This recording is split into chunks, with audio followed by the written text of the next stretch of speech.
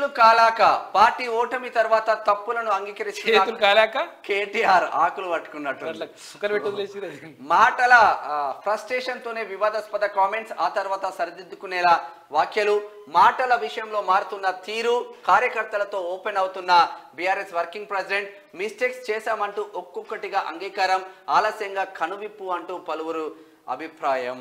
కనువిప్పు అవుతుందో మరి ఇంకా అయితలేదు, షెడ్డు పోలేదు అంటుంటే కారు సర్వీసింగ్కే పోయిందట కారు.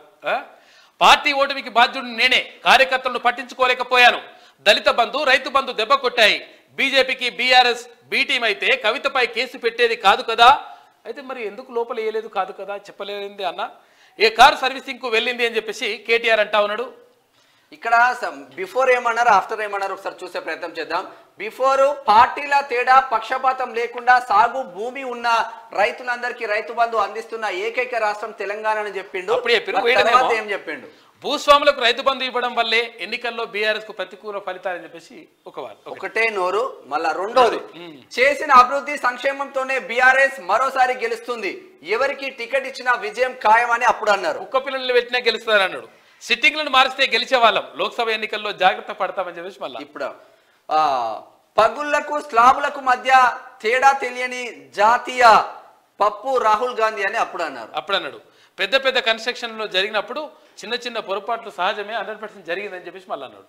బీఆర్ఎస్ పనితీరు కన్నా కాంగ్రెస్ పార్టీ అబద్ధాలనే ప్రజలు నమ్మరు అని అప్పుడు అన్నారు.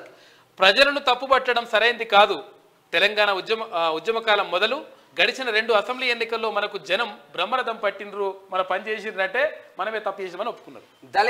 దళిత బంధు దళితుల ఆర్థిక బలోపేతానికి దోహద పడుతుంది, విపక్షాలు ఉద్దేశపూర్వకంగానే దాన్ని రాద్ధాంతం చేస్తున్నాయి అని అప్పుడు అన్నారు.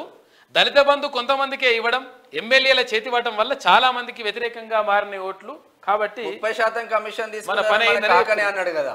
దాంట్లో దేశంలో ఏ ప్రాంతీయ పార్టీకి లేనంతగా బీఆర్ఎస్ కు 60 లక్షల మంది కార్యకర్తలు ఉన్నారని అప్పుడు కేటీఆర్ అన్నాడు. పార్టీ నిర్మాణంపై ఫోకస్ పెట్టకపోవడం వల్లనే ఓడిపోయామని చెప్పేసి మళ్ళీ అప్పటికప్పుడే మాట మార్చులు అంటే ఇక మునగాళ్ళు అనుకోరాదు, ఇక వీళ్ళని మించిన వాళ్ళు ఉండరు ఇక.